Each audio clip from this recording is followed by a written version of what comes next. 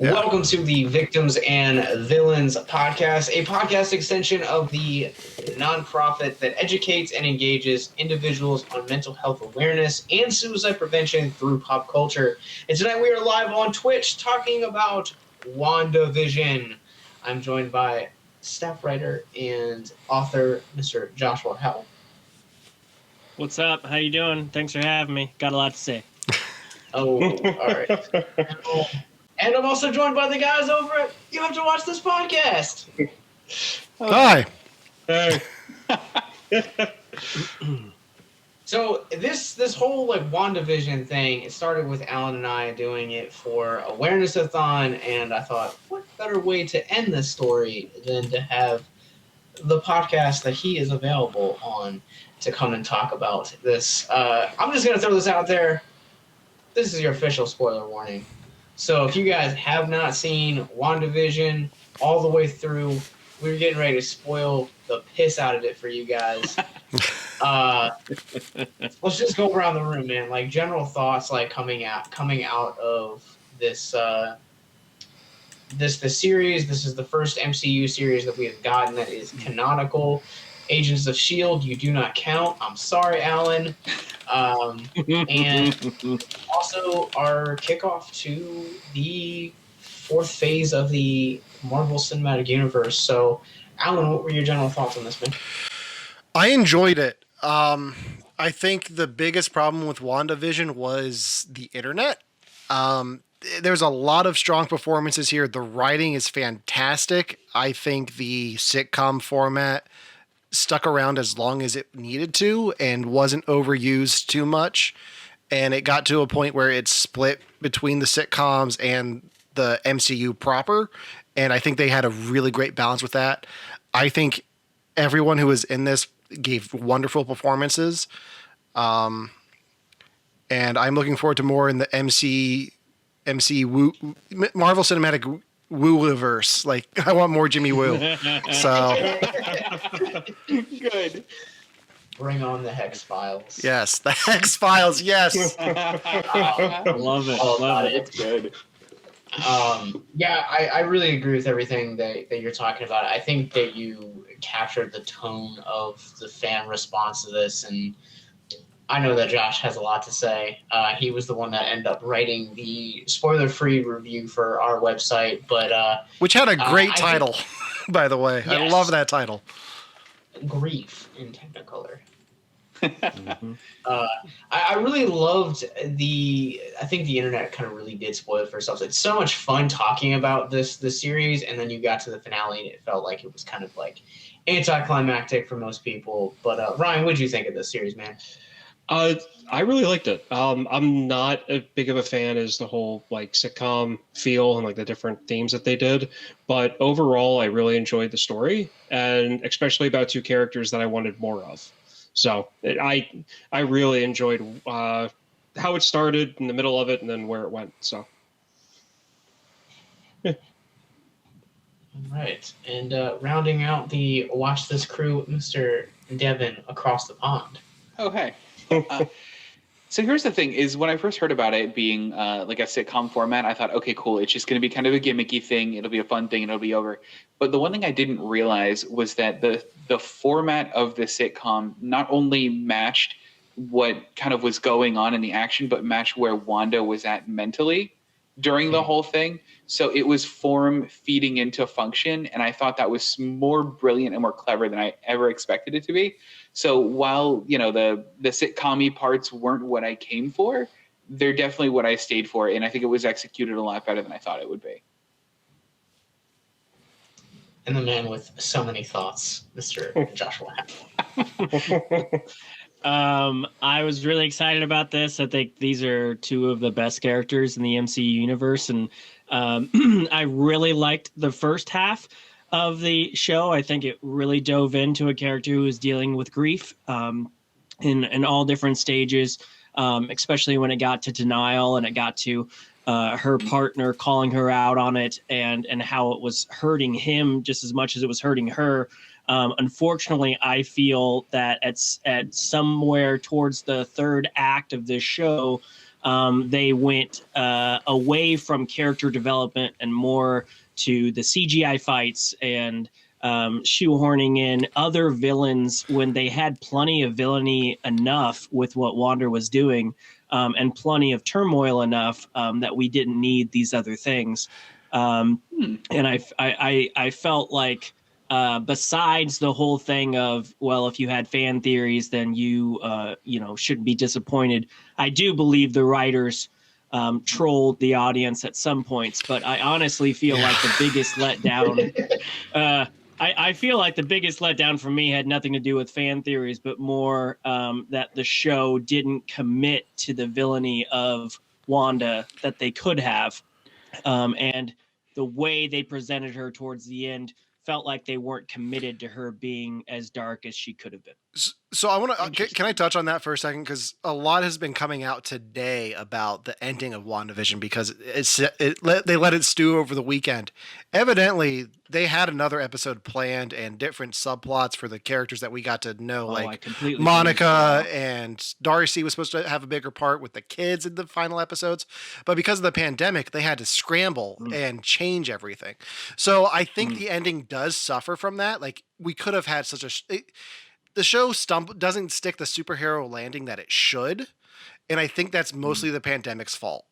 And I'm willing. I did not know that, but I completely believe it. Especially since Darcy just disappeared from the show at the end. Like, she had one little brief thing of a scene, and then she was just out. Yeah, it's like I don't think they could get Kat Dennings back after lockdown or something. So yeah, like. Knowing that, it's like, okay, I'll take this ending. Like, that's why Doctor Strange doesn't show up. I got it. Okay. Like, you couldn't get it. Like, he had to quarantine to be in London for Doctor Strange 2, I guess. So. Well, I'm judging what we got. Yeah. What we could have got. Yeah. Yeah. And I feel like it was, I know I'm not the only one talking. It was a very, very strong first half. Yes. I mean, God, it was so damn good. And I just felt that the ending didn't match the setup. Yeah. So for me, I want to touch on that real quick, if that's cool. You talked about some of the villainy aspects and the MCU is notorious by this point. We're 12 years into this thing. Like, it's villainy and antagonists are not their strongest suit. But would you say that, like, you ended up, like, not really enjoying, like, the Agatha character? I enjoyed her. I thought, what's the actress name? Catherine Hahn. Catherine Hahn. Yeah. She's fantastic. I mean, she was great. She did that character so well. I loved it. I didn't feel like she was as much of a distraction as the whole White Vision thing, and then the evil director moment that they threw in at the last second. I really feel like, here's the deal. Like, I put this on a movie Facebook page that I did. This is my analogy for the film or for the show. Say a guy wakes up from a coma after 5 years. He goes back to his family home. There's another family living there.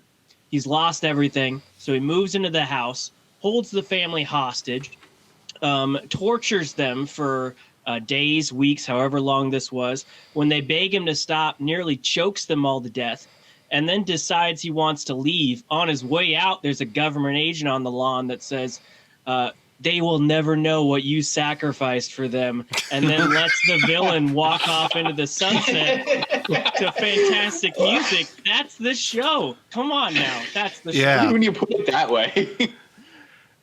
I understand why it happened, but I felt that there was no accountability at the end for a clear villain, and everything from the dialogue to the music cues made it seem like, oh, this is a beautiful ending, instead of, oh my God, she tortured thousands of people. Yeah, it's very downplayed. Sorry, go ahead, Devin.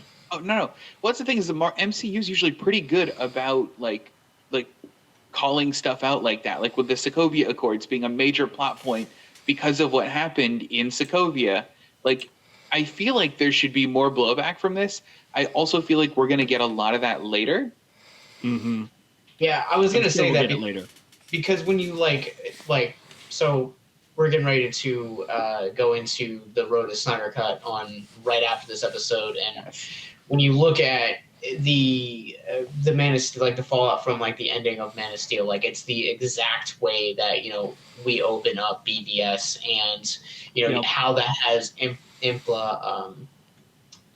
ramifications moving forward into this, and then the end of BVS, is the reason that the Justice League eventually unite, and DC's always kind of been on like the front lines of like showing, like even at the end of BVS, like you can kind of see like argue that it's the reason why Suicide Squad exists.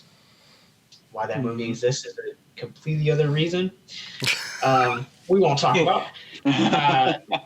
But I will also say that the Marvel Cinematic Universe, Devin, to your point, will eventually answer it. It's just it never feels like it's as quick as it should be, right? Because all of what we're seeing, like with Wanda's grief and stuff like that, like all of that stuff should have been addressed prior to now. I feel like because she's been manifesting this for 20 plus years and holding it all in, and I guess like it also feels weird that like she waits like 5 years after the death of Vision that all of this occurs. Well, she was blipped. Oh yeah, she was blipped. She was blipped. Oh yeah, that's forgot right. about that. It's been a while since I've seen it. Sorry. No, she was just twiddling her thumbs for 5 years. Yeah. Well, who was twiddling their thumb for 5 years was the director who had Vision's body. Like, there's no like he knew what he was doing. Like, he needed Wanda to get Vision back online. So he either stole the body from Wakanda years ago or from the Avengers compound when they were busy doing time travel and stuff, and they just sat on his body until Wanda came back and was able to manipulate her into booting him up. So, well, he said they've been assembling and disassembling and trying to turn him on so many times. Yeah. First of all, I don't know how he got the body, but Sword's an official agency, so somebody gave it to him. But I do agree that was purposeful. Like, he had them like, hey, hurry up, she's coming. Start tearing him apart. Make it gruesome. And what's weird about it is like, in those 5 years, if Vision's living will was he doesn't want to be turned into a weapon, why did his friends who were the Avengers let anything happen to his body? So that's a bit of a plot hole for me, that I was like, okay, well, like we don't trade lives, but once you're dead, like Sword can take you, like that's fine. Like, yeah, friends. Yeah. Yeah.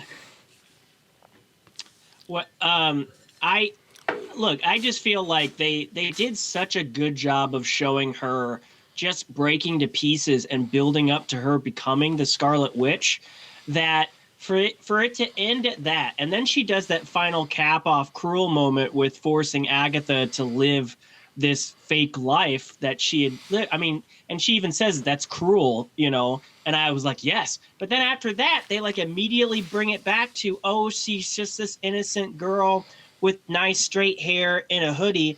And the one person she apologizes to is the one person that was there willingly and benefited from this whole event. Meanwhile, the entire town is mean mugging her for justified reasons. And I mean, it was just like, I totally get now that, it makes sense there was another episode, but even changing the music from this uplifting music to a more somber tone, like the tone when they show her reading the Darkhold in the end, that would have changed the ending so much for me. Yeah. But it was just like they didn't know how they wanted to commit, and even if she's the villain later, they didn't know how to end this correctly. And I feel like, even if they didn't have time to film a whole nother episode, they could have filmed something to cap this off in a better way. But, outside the finale, I thought it was a great show.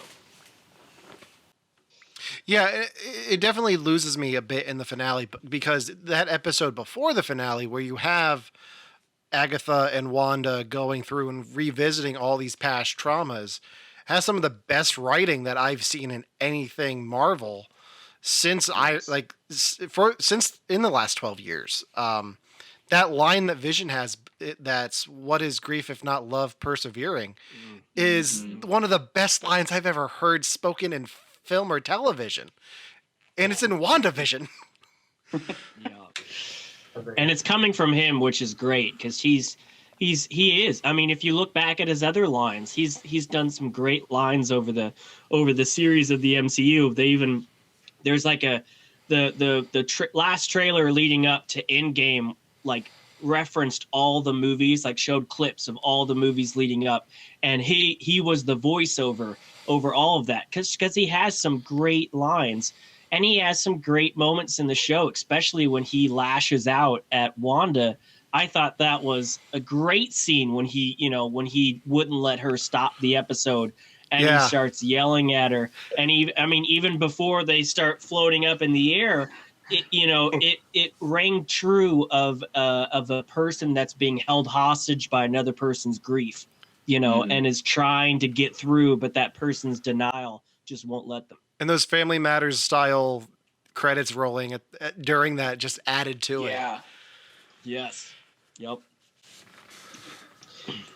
Yeah, I mean, I guess let's jump into obviously the thing that we were introduced to these characters with was the how and why they did the sitcom approach to it. I think we spent a lot of time so far on the finale and some of the finer issues of the series, but it's interesting.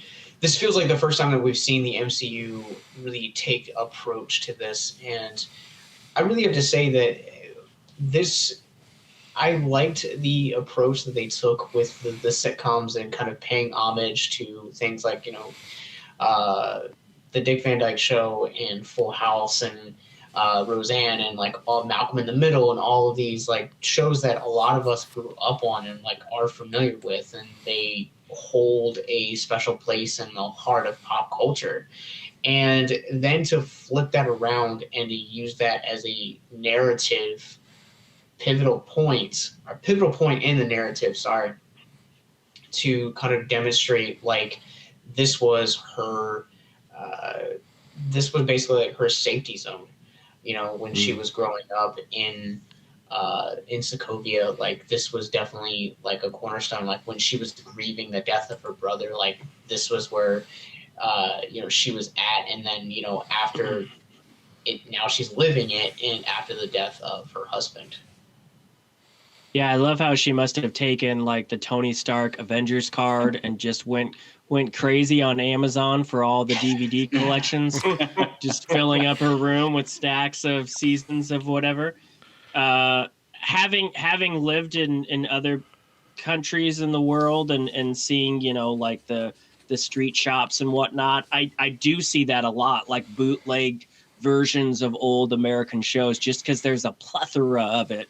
And so I did like that. I thought that was a cool reason. And a lot of people guessed that actually from the beginning. They're like, oh, maybe she grew up on sitcoms in Sokovia. So I really liked that was I mean, it was a small fan theory, but it was a cool one. And I liked that that's how they played it out. And yeah, it was a cool moment when she was watching it as a kid. I really felt like going back to the music cues. I felt the music cues were great in that scene, and it really connected you with, oh, this is why everything's going on. And yeah, I thought that was a really beautiful moment. And it's another character piece. It adds another little like wrinkle to her character, so you feel like you know her better, which is really the only reason that you do something like this, not in a movie format. Is like, hey, let's get this character, let's make them a living person, and that added that, I think. Mm-hmm. I also felt like up to this point in the MCU, like she always is the Scarlet Witch.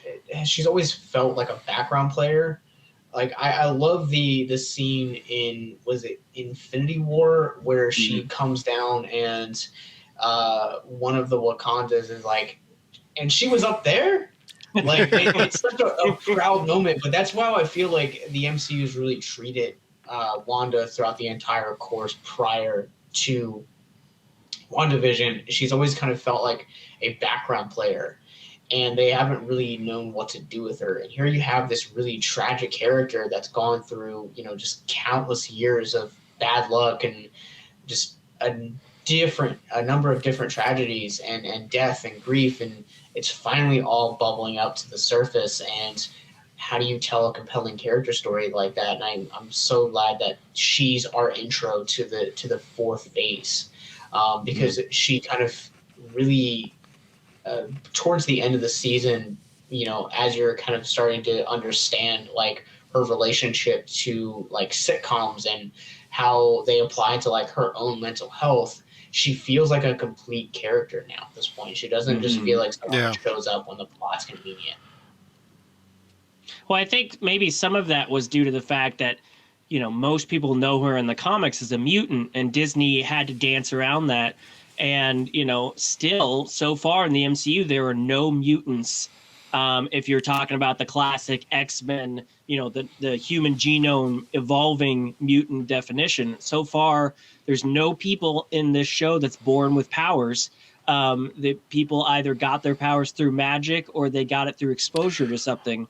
And technically you could have said that she was born a witch in this show, but they did seem to connect her as a witch, and so she has powers through magic, not necessarily through mutation. Well, I think it's a little bit of both. I think the witch aspect was a prophecy that Agatha knew about, but even before she's exposed to the Mind Stone, the show implies that she's the reason that bomb never went off in their apartment. Like that Tony Stark, that Stark weapons, like she had a power then, and the Mind Stone just unleashed it. So I think that is the introduction to mutants, even though they haven't said it yet, because I don't think the ink was dry on the Fox deal when they were writing these scripts. So I think that but Agatha says she might have been a child witch at that point. Yeah. So are they saying witch magic versus mutant powers?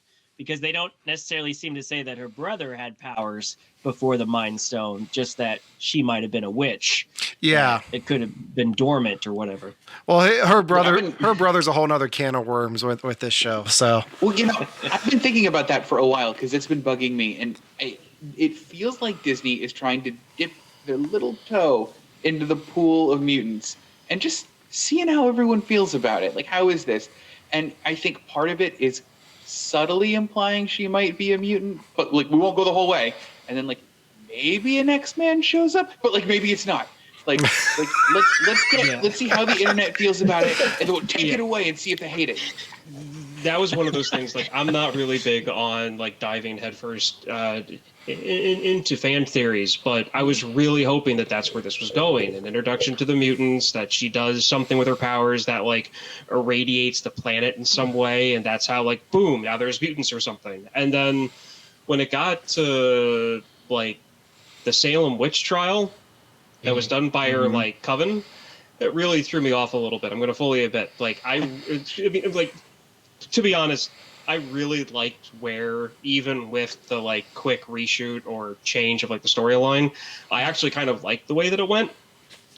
But hearing the parallel of the crazy guy torturing the family kind of made me like second guess everything, and which is why I've been really quiet, because I've been thinking to myself like, wow, that ending's really messed up. Powerful. Yeah, exactly. So, but when they went into the whole witch thing, I was like, if they bring a werewolf and a vampire into this, I'm going to be very upset. Because, I mean, it's one of those things where Blade's it's like... coming. Oh, no, it's like... Yeah. Oh, yeah. The thing is, I love Blade. And I really... I know I just said I don't want vampires, and then I said, like, I really like Blade. My thing is that I like where things are going.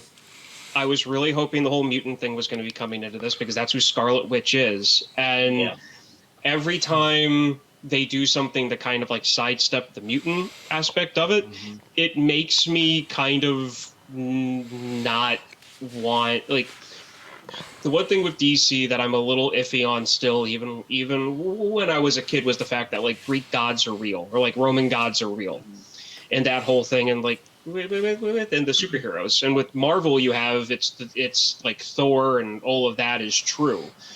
And it's one of those things where it's like, I don't really want another mythical thing to, like, universe to come into this. Like, Blade, awesome. I love that character, but I don't want, like, the Mummy and Frankenstein's monster and all these other things to show up from, like, Universal Studios into Disney. So, Like, I think completely- Marvel, oh, go ahead. Go sorry. ahead. Go ahead. I was just gonna say, I said the same thing to a friend of mine when that episode happened. I'm like, wait, now there's witches and magic in the MCU, and he was like, did you forget about Doctor Strange? And I guess like a part of me did, or at least a part of me thought Doctor Strange was more grounded than witches in Salem. But the more I thought about it, I was like, I guess it is the same thing. It's all different sex. Wasn't taken that way. But I mean, I felt the same way initially about the Salem thing. I thought it was weird, but I'm about it. Like the Salem witch trials are some of my favorite historical events, and I really enjoyed the fact that they really leaned into the magic aspect. And I think when they made that deal to use the Maximoffs in Age of Ultron, like there were conditions on how you were going to use those twins, because obviously when we do get the X-Men, it's not just going to be this like, oh, hey, by the way, this girl that you've spent the last 10 years of your life with, she's also the daughter of this guy. Like they're going to probably do something that is going to, I think, hold off on bringing in Pietro and Wanda for a while, as far as like what we know of them in the comic mutant verse. But I think that magic is kind of like a nice alternative to go and kind of face. Like that's also how I would argue DC did it with the Enchantress, but again, terrible. I mean, after WandaVision, I don't even know if the MCU is going to touch mutants. Like, they might just let them go for a while. They will. They'll get there. Okay, but here's the thing, and I knew it wasn't mutants because Kevin Feige's already shown us in the past. He maps out the entire phase before they even get started. So he already had Phase 4 done and ready before they even signed that Fox deal. So I just didn't expect it to be the first entry into Phase 4. We're getting a hint at mutants. Here's what I think. I think Marvel needs to go from gritty, realistic, Tony Stark in a cave with whatever he can find, cobbles together. A box of scraps. It's a box of scraps. They need to get from there to naked silver guy on a surfboard flying through space, right? And we are witnessing the in-betweens where slowly, guys, just magic stuff happens. And I think that's what this is. And that I don't, because I feel like there is such a want from the fan base to get the mutants involved that having her brother show up and everybody's jaw drop and go, oh, that's how they're doing this. She's going to do something that's going to create the mutants in some way or fashion. Everybody was chomping at the bit for, like, what did I read the most? Like, to summarize 80% of all the comments I saw online, if this is how they're bringing in mutants, so be it. It gets the mutants in.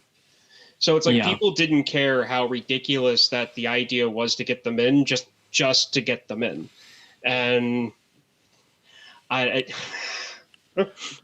well, despite knowing better, we had Kevin Feige do that awesome investors presentation where he straight up said that WandaVision will have ramifications in Spider-Man, in the next Spider-Man movie, and in Doctor Strange. Yeah. So I think we were all just waiting for that connection, and we were just like, she's messing with reality. She's going to, at some point, mess with the multiverse of madness. But then, and it's perhaps because they didn't have time to do that 10th episode, there's nothing really in this show that connects to the multiverse other than that random page in the Darkhold. Yeah, and the other thing is that I read today is Kevin Feige has been quoted as saying nothing that's going to impact the MCU in a major way is going to happen in these shows. So it's going to be a lot more character development. So it makes sense that you're not going to get mutants introduced in this, because if Joe Schmo just goes to the movies every 3 months to see a Marvel movie and doesn't have Disney Plus, like he's not going to understand why mutants are now in this. So like, it makes sense that you're just using these shows as character growth and character development and deep diving into Wanda's backstory and seeing more of her with Vision and setting her up for where she is in Doctor Strange and the Multiverse of Madness. They said Secret Invasion is supposed to be a series, correct? Yes. Oh, weird. I was waiting for that because like I was gonna counteract that with the first post credit we got here with Rambo.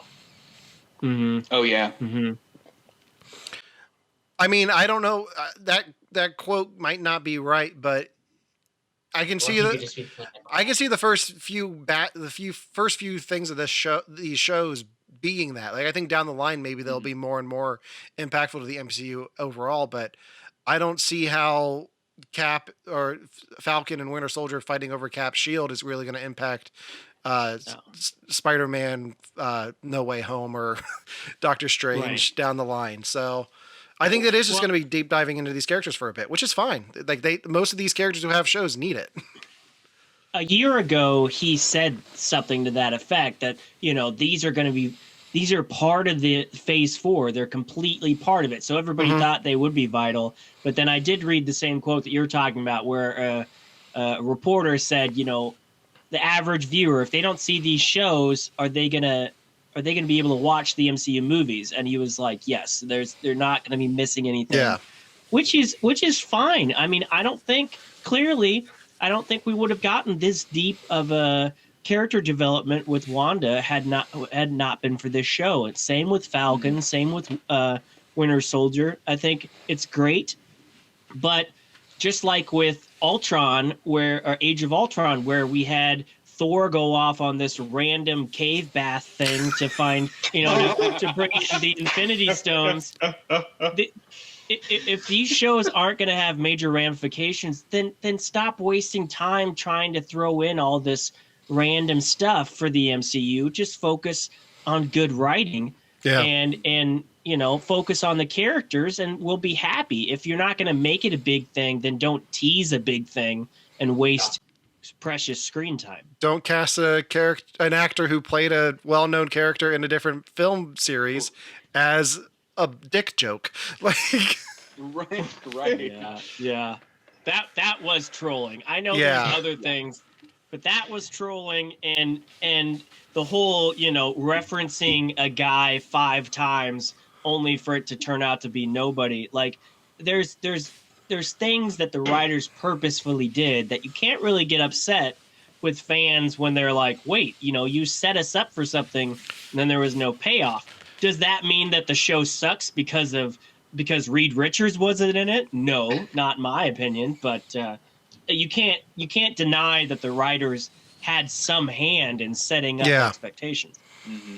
It's not the first time too that we've seen Marvel take this approach. I mean, in July we'll finally get the real Mandalorian, Mandarin. Yeah, we'll get the real Mandarin. Where you had Iron Man 3, you had that twist with Ben Kingsley, and you had a lot of people like up in arms over that movie. And I want to ask you guys, how did you guys feel about the Evan Peters twist in the last episode? I think I said my piece. I mean, that's the thing is I was mad about it for a while because I was like, man, like, if you're going to introduce the mutants to me, this is how you do it. Like, and you bring it in this way where it feels grounded. It's character driven. It's not just like, surprise, Wolverine's here. And I thought that was going to be really cool. And it ended up, I mean, basically what Alan said, it ended up for a dick joke. But like, I like it.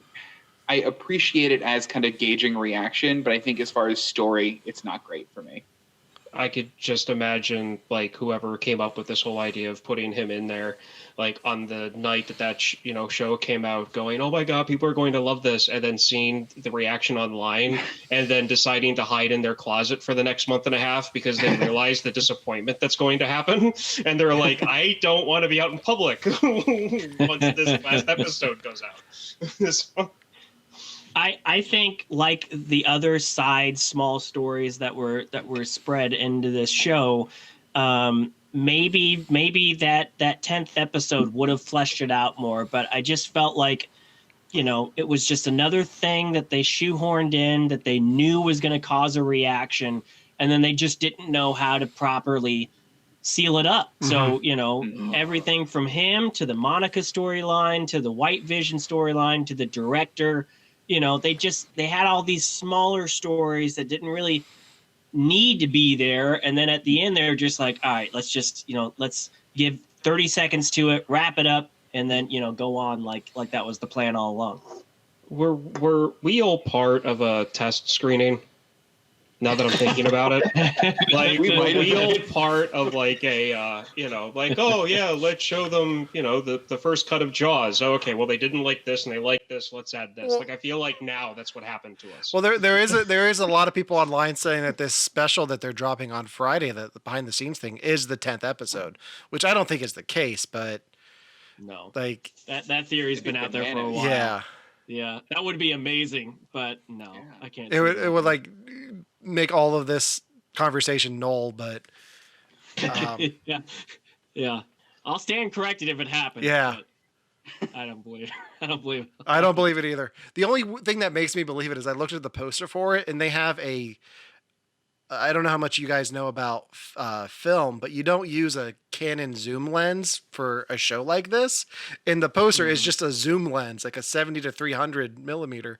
It's like, that's not the kind of lens you would use for this. Like something weird's going on. I think they just pulled the wrong vector image for their poster. So it's possible, but one of the things that, as much as we kind of like harken on some of the more negative aspects of this, I think one of the reasons that I really felt so drawn to this show was the character study aspect, but even more the way that they use this to kind of take a character properly through grief.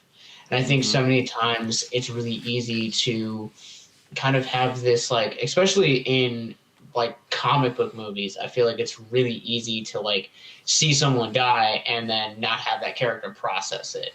And, what does that character kind of go through? What eventually does that journey look like? And getting to see the connections of, Wanda processing the death of her parents, the bitterness to Tony Stark, the fear, kind of trying to understand what she is and who she is as a superhero alongside of, the things that happen in the beginning of the Sokovia. What's Civil War, like the beginning to Civil War, where you still have a lot of damage, and then you are also processing the fact that you got blips after losing your husband and were separated for 5 years and didn't really have a grieving period. And I think they captured that really well. From someone that has experienced a decent amount of death, like it's hard enough to do it as an individual, but to do it on a super heroic level is something I think we don't ever take into consideration for these types of characters. And I really applaud Marvel for stepping out and kind of doing something that is completely out of their comfort zone. Well, and what I like the most is it wasn't a typical way that a superhero deals with death. So, I've dealt with death before, and I go, okay, I have two options. I'm either going to get completely ripped by going to the gym a lot, or I'm going to go on a drinking bender and find something about myself out. And those are the only two ways grief were shown in a lot of pop culture for a while. And was great. It was messy. It was confusing. It was comfortable sometimes. It wasn't comfortable others. It was hard conversations, and I loved that. Well, it was needed. It was needed so much for her because it felt like the films just treated her like the mopey kid in the corner that we don't want to give too much time to, because she was introduced as she had a vendetta against Tony. And then by the end of that film, they were bringing her on as the B team for the Avengers. And then in Civil War, she was hanging out at the Avengers complex. They were grounding her in her room, and then they were pitting her against Tony Stark again. And then later we see that she actually left the crew. She and Vision just went off by themselves. So she didn't really ever connect with that group. And of course, she came back in the end to try to get revenge on Thanos, but she wasn't really like, a hero, like, the poster child for the Avengers. And for plenty of reasons. But every time you saw her, you're just like, oh, I'm surprised she's even with this group because she has more reason to hate them than she does to like them. And so to have almost 6 hours dedicated to fleshing her out, and a little peek into her mind and how she's processing things, and especially bringing her from the wastelands of Sokovia over into America, and how she would deal with living on her own and having a life and everything. It was really well done, and I really appreciated that. We got this because we would have never gotten this on screen. No. Even if they gave her a movie eventually, and we saw how long it took to give Black Widow a movie, we would have never seen this. Yeah, I have to say that my favorite moment for her and her development was when she was talking about, when she was talking to her kids about the dog dying, and like what she could do and what she couldn't do, and she's literally saying she can't do what she's currently doing. And I loved that, where you have somebody who, when it comes to trying to talk to somebody about grieving correctly, they can go through the beats and tell somebody, hey, this is the right thing, this is the wrong thing. But the fact that they're so lost in grief themselves, they can't tell that they're doing exactly what they're saying not to do. And to me, that was probably one of the strongest scenes for me in I think it was the middle part of the show. That was one of the middle episodes, right? Yeah. So that was the moment where all of that kind of hit me. It was like, oh, that's really cool. It was one of those moments. Yeah. I think too, when you watch the first couple of episodes, she has this very tight knit hold on the reality that she's projecting out to live these sitcoms. And the closer that you're getting towards the part where Ryan's talking about, you can kind of see that she's losing her hold on reality. And I think it's such a beautiful allegory for when you're processing grief, or you're mourning the loss of someone, or whatever, eventually you can act like everything's okay, but eventually that mourning catches up with you. And kind of having her be more flippant with her magic in front of people was a great demonstration of that statement. When I think Vision, when she finally told Vision that he was the Mind Stone in her, and that he was, her sadness and her hope and her love, I feel like he was a part of her conscience, because he's not a separate entity. He's part of her. And throughout the series, he was opening his eyes more to what was going on, and he was doing his own investigations and looking into things, and he was trying to enlighten her or get her to break out of this. And I felt like he was her conscience, just saying, hey, I get it, but what you're doing is wrong, and you need to recognize what you're doing is wrong, and it's hurting other people. It's not just about you. Yeah. And maybe this is going too deep into it, but I think that's why I liked so much when he disappeared. It wasn't goodbye, my love, like this really dramatic moment. It was, I'll see you soon. Like, It was, you're a part of me. Like, even if I don't see you physically, you're still here. And that's why I think that was so much more powerful than it would have been if he said goodbye. Yeah. I love the line, we've said goodbye before, it just means we'll say hello again. Like, or something like that. Like, that was like, they just give Paul Bettany all the best lines in this. They do, though. Part of his contract. Yeah. Like, you have to write the best lines for me. My biggest disappointment, though, like he was like referencing Shakespeare at one point. Like, just reference Chaucer. Like, just throw a Knight's Tale joke in there, please. Right. We got a kick-ass joke. Like, just give me a Knight's Tale joke. He does have the voice for those kind of lines, though. I think that's why it happens. I mean, that's why he was Jarvis to begin with. So Mm-hmm. Yeah. And look how far he's evolved since then. It is great to see how he's come so far in the MCU from just a voice in a suit to, the co-star of his own show. It's Yeah. great. What else? So I was curious, how did you guys feel about this also being an origin story? Because I didn't think I was going to get basically a full-blown origin story for an entirely other superhero in this show. For Photon? Yeah, for Photon. I think I was really surprised by that, and I liked it. It wasn't too bad. I really enjoyed the post-blip stuff that we saw with her. Like the reaction of a hospital after everyone comes back and just the chaos that causes. Right. I really enjoyed that. That was one of the highlights of the stuff outside of the Hex for me. I enjoyed the origin story that we got for her because it didn't dive too much into her character and that they left it open to explore more in either Secret Wars or Captain Marvel 2, whichever way they're going with her. I really enjoyed it. Mm-hmm. I really liked the her coming back because Spider-Man, Far From Home, you got kind of the comic side of it, Yep. but then you're not thinking about the people that were in the airplane up in the air or in a hospital or out in the middle of a street. And there's got to be, there's consequences for everything, whether or not you did it for a good thing or a bad thing. And so to see that and to see another perspective where it was more horrific for all of those people than, the basketball team's back, and they got to ninth grade again, I really liked that a lot. I thought that was really well done. I thought, she's not going to get her own origin movie, and it made sense instead of taking too much time out of Captain Marvel 2 to just do it here. But I did feel that it was just kind of peppered in, like especially at the end, it looked less like she was trying to take the bullets for the kids and more like she knew that she had the power to do something, which didn't really make sense. Yeah. Like, how does she know what power she has?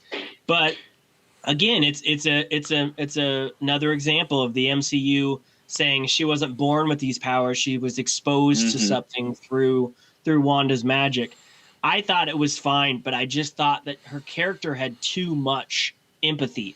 From the beginning, she was just like blind-eyed to all the bad things Wanda was doing, and she was just like, Wanda's experiencing grief, and we have to look at the bright side. And then at the end, just blatantly choosing to feel bad for Wanda and not even try to hold her accountable.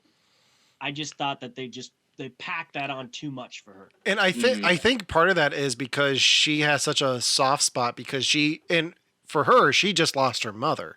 So she gets where Wanda's coming from. And I think they just could have fleshed it out a little bit more, but I kind of get why she let her go, but it's like, do your job. Like, let's hold her responsible for everything that she just did. She couldn't have handcuffed her or anything, but she could have at least been a voice of reason. Like, so are you gonna let me take you in or what? She didn't even have a line like that. It was just, these people should be grateful to you. And I was like, yeah. I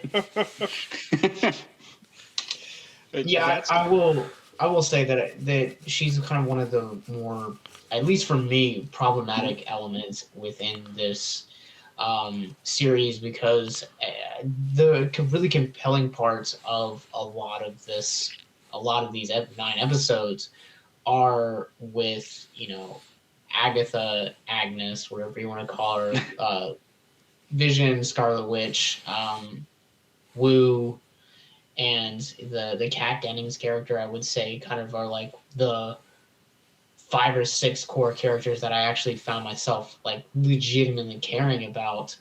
And then you had like the White Vision that like I liked the idea of where like the introducing it, but I felt like it just kind of came too fast. Like I would have been okay had they been like, oh yeah, we're creating our own, and then you see it in like another series down the line. Like that they introduced it a little bit too quick. How did you guys feel about White Vision in this?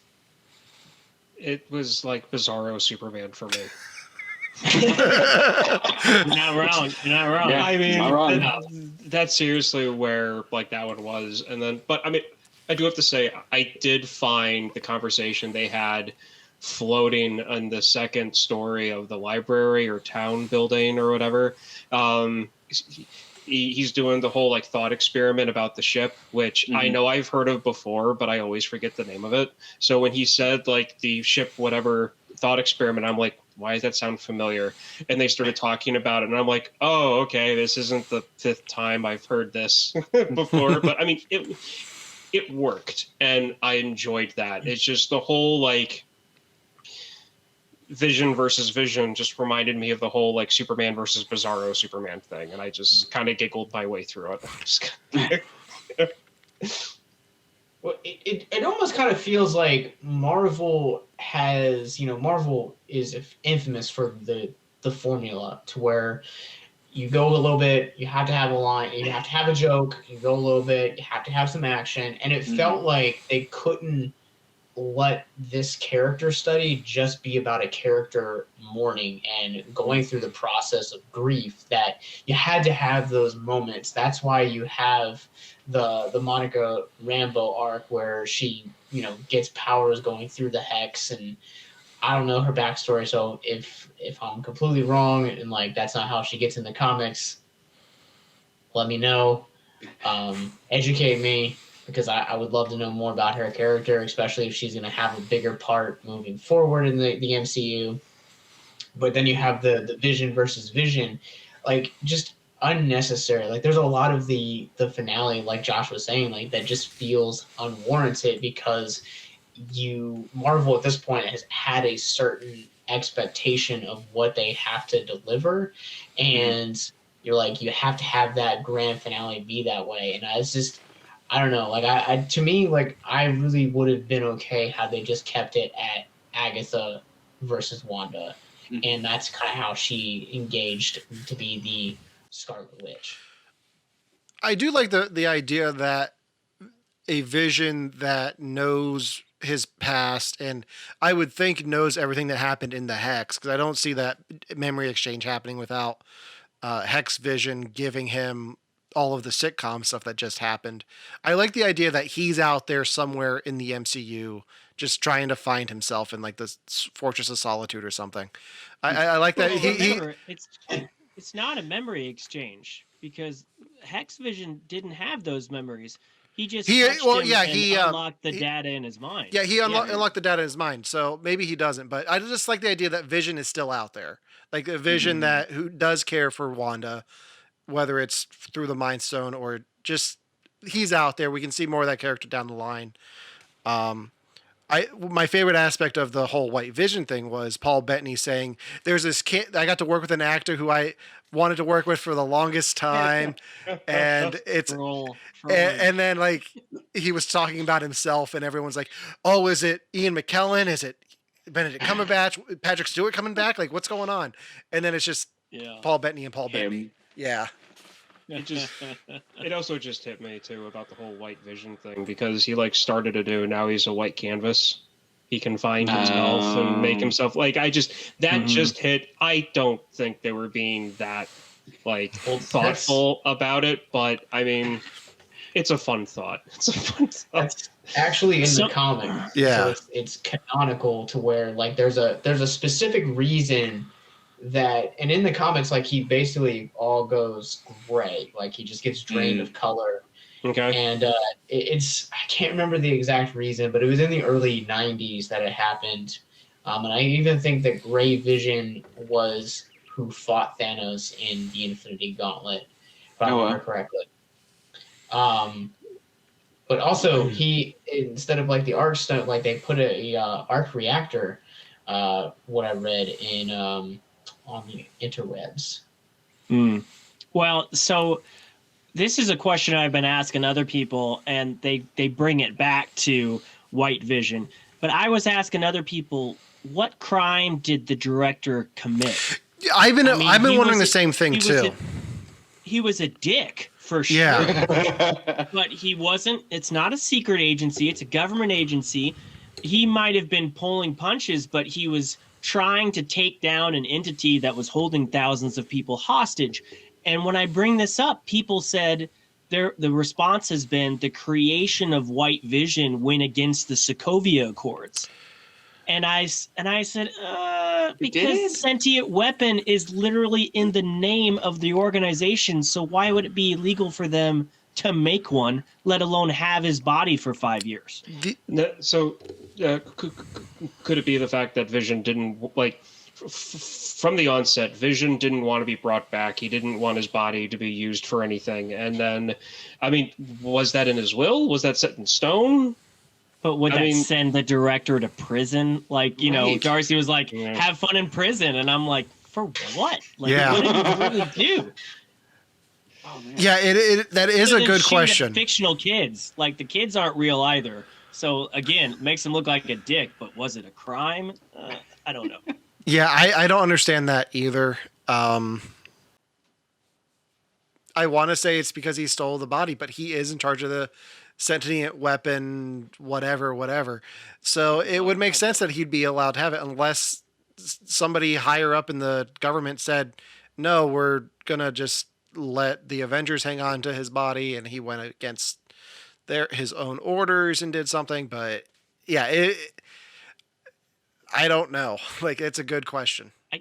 I can't imagine anybody stealing something from Wakanda, let alone, this dude. I mean, it's Wakanda. I know they opened up their borders for education, but it seemed like they had his body. I mean, even Wanda, when she got out of Endgame, knew it was there. So it must have been common knowledge that they had given the sentient weapon to the sentient weapon, blah, blah, blah, blah organization. So I didn't see that as, they had him illegally, but it was just weird. It was like they had to make him a bad guy. So let's have him shoot at kids, or let's have it be against the Sokovia Accords all of a sudden.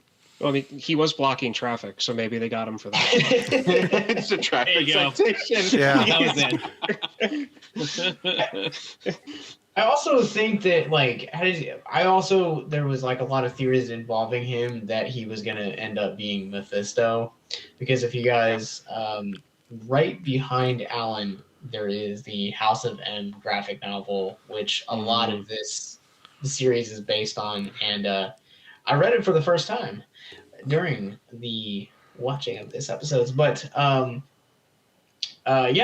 would have been interested to kind of see him as Mephisto because, by the time you get to episode 6 or 7, it kind of seems like he's a guy with a secret agenda.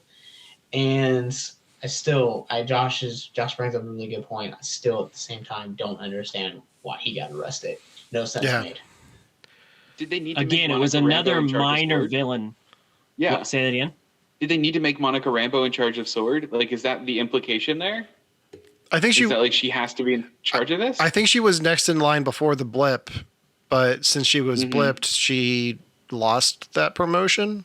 Yeah, so they just made. Do you think they made him a villain just to she has to be in charge of it? All right.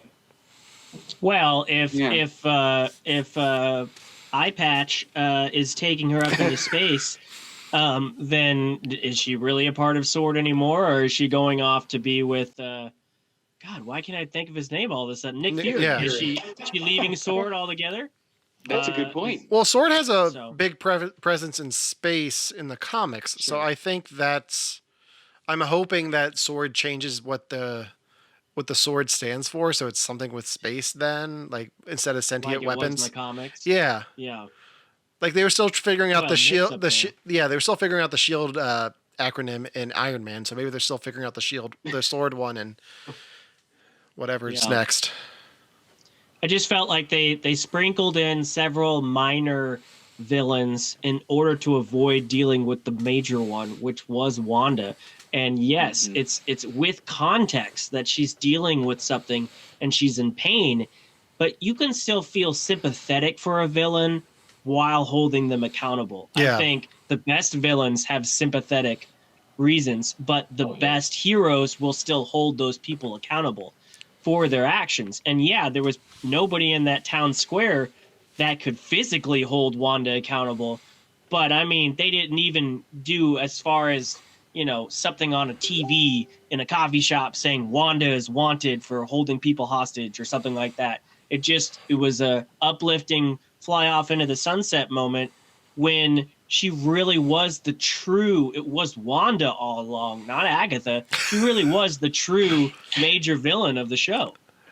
Yeah. Yeah. But I mean, Agatha did kill the dog, though. I mean, That's true. That's Okay. Here's another question. Bring with the Snyder cut. Yeah. Here's another question. Like the whole Agatha all along thing. What exactly did Agatha do throughout the whole thing that, what was she responsible for? Because Wanda sets up this whole thing. Yes, she kills Sparky, but what else did she do that song was talking about? they were. Josh. see you, man. Yeah. From what I remember, because I watched the last 3 episodes this afternoon.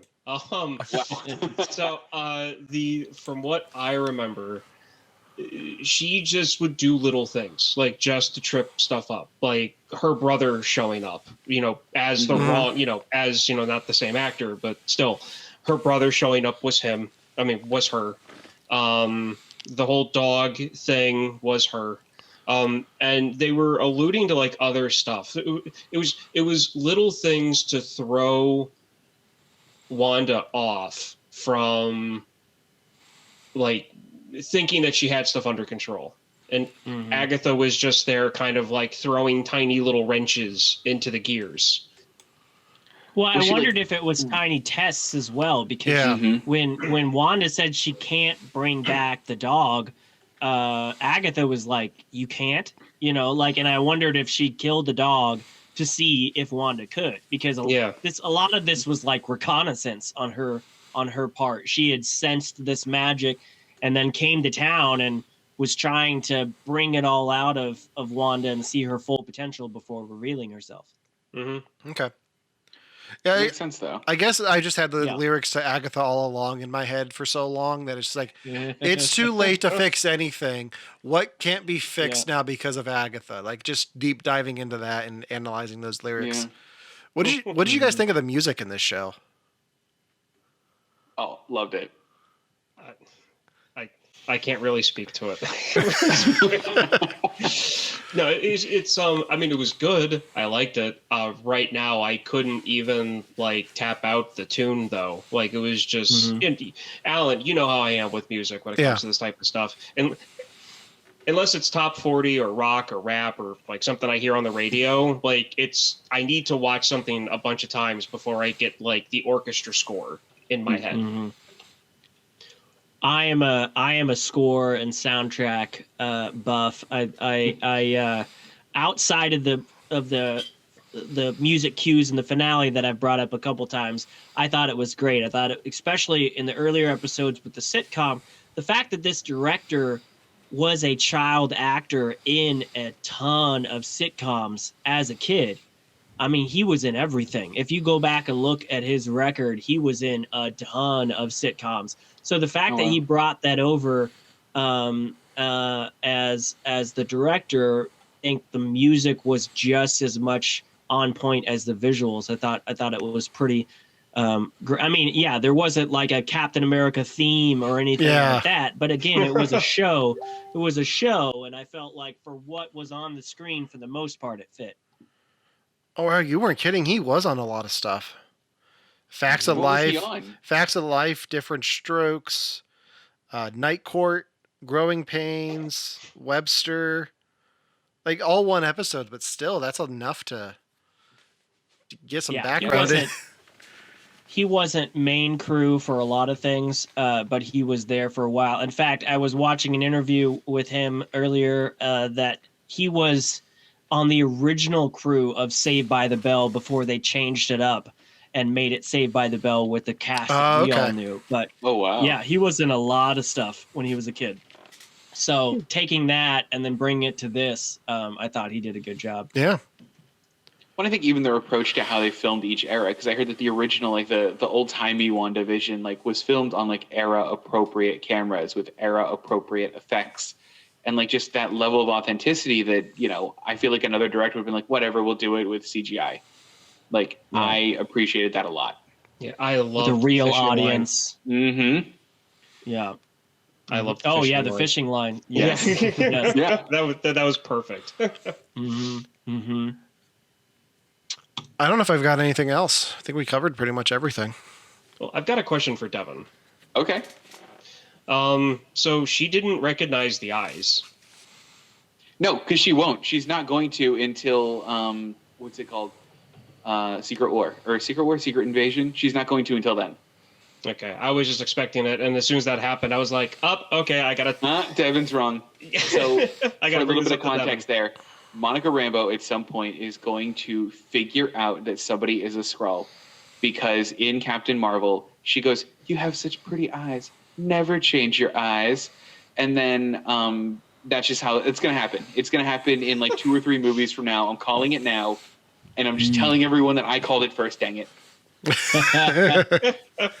But they were setting it up in that it seemed like in this show she could see different kinds of magic or different kinds of things. Yeah. Like she could see, you know, the necklace around Evan Peters to show that, okay, that's what's controlling him. Yeah. Again, it didn't give enough time to show how. And then her eyes changed from blue at certain times to purple to yellow when she was doing the bullets. So it set up blocks that I'm sure will be fleshed out in the next thing when she's experimenting. But yeah, at least it did stepping stones to that. So that makes sense that she'll eventually be able to see that. Yeah. Or to notice that. That's a good way that like Marvel does explain superhero powers. Like in Civil War, you see Spider-Man use a spider sense, but they don't officially label it as the Peter Tingle until later. Forgot about the Peter Tingle. Peter Tingle's the best. It is. One of the things I really liked about, you know, them showing like what she can see was when she came through the hex and she's looking at the power lines, and you can see for lack of a better term, auras around the power lines. And my first thought was, okay, she has powers now because they were building up this before, but she can view electricity. Like she can view. Ryan, she can view. there we go. Yeah. She can view different types of power by like the vision, and then she looked at his necklace and was doing the same thing. And I seriously thought, I was like, hang on, that witch's powers is being able to control electricity, and how would that change the guy's like mental perception of himself? And then I had to kind of like, I had to kick myself, and I was like, no, stop! It doesn't matter what the power is; you can see it. It doesn't matter what the. Yeah.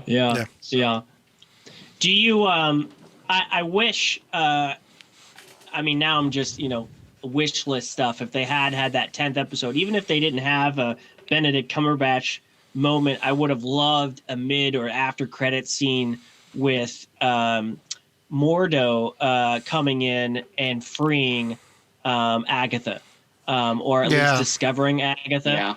Yeah. I would love for Agatha to come back somehow in the MCU, even if it's just a small part. I think Catherine Hahn did such an amazing job, and it just blows my mind that the horny wife from Step Brothers has now been in 2 amazing Marvel roles.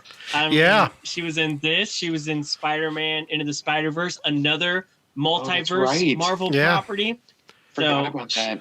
She's fantastic, man. She kills is. it. I would hate for this to be her only on-screen performance. Well, and Wanda even has the line, if I ever need to learn more about my powers, I know where to find you. So I'm sure that they will explore with her a little bit more down the line.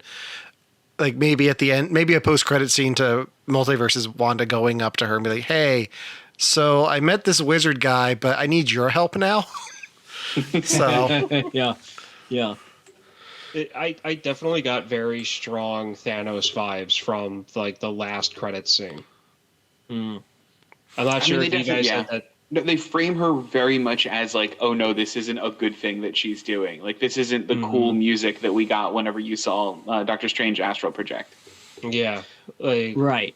But it was so last second. I mean, even the part where she's becoming the Scarlet Witch and she's surrounded by this dark magic and Agatha's across from her going, "Oh my God, oh no, you don't know what you're releasing."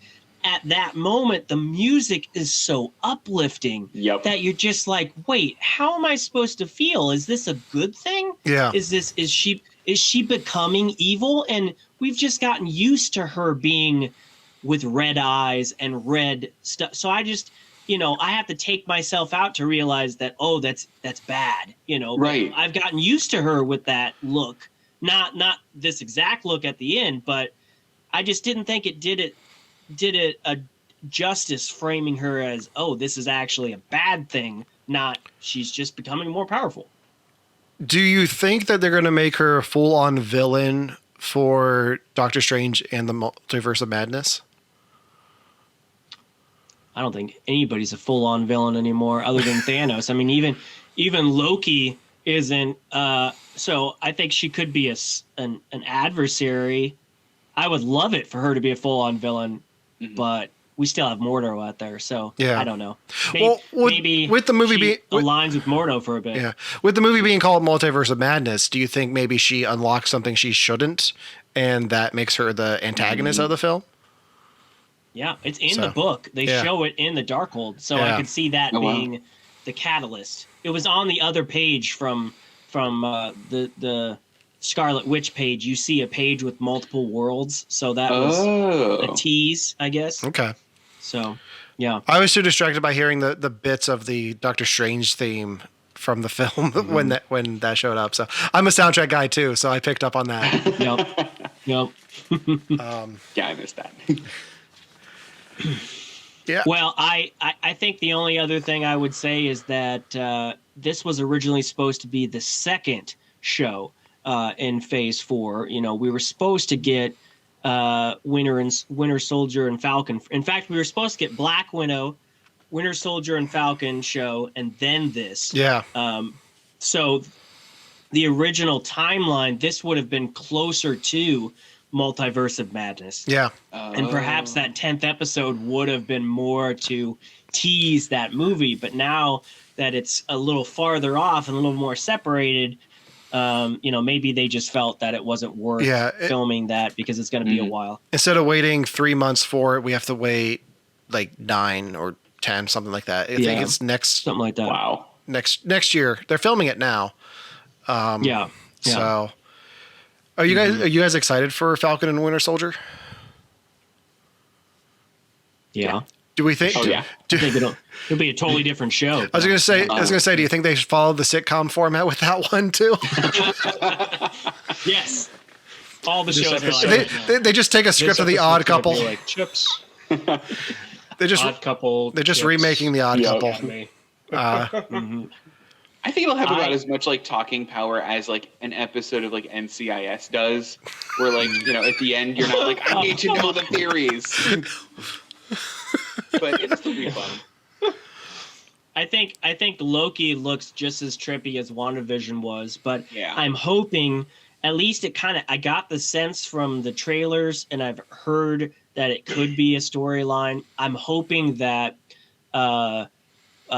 Winter Soldier and Falcon addresses some Falcon stuff. It looks like there's, they bring in that other guy to be Captain America, that somebody with authority doesn't want a black Captain America. And I think that could be some great social issues that gets brought up. Yeah. To add some real drama in between the action bits. So I'm excited about that. I think it could be just as deep of a show, just a totally different type of show. But yeah, I'm excited. Yeah, I don't think everyone's going to be guessing different characters are Mephisto every week to week with Falcon and Winter Soldier. So they've learned their lesson now. Yeah. All right. Anything else before we wrap this up? I think that's all I got. Chat seems pretty quiet too. So, Josh, you have the. You probably know how Josh wraps this up a little bit more. Anyone listening, Josh had to duck out, so he's been missing for a bit.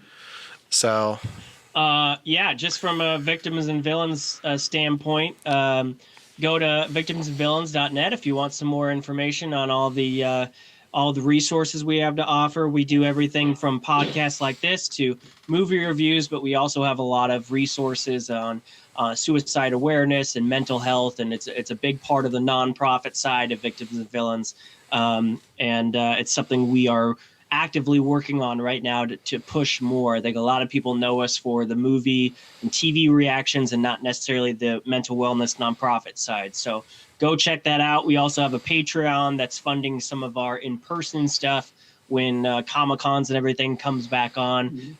We usually bring those resources to the floors of different shows so that we can be a beacon of hope there and provide resources to people that might need it. So go check that out. And that's what we do. all right.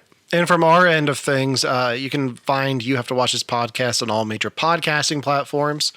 We go live on Twitch. This month, we're doing a superhero theme. This is the one entry of Marvel stuff that we're doing.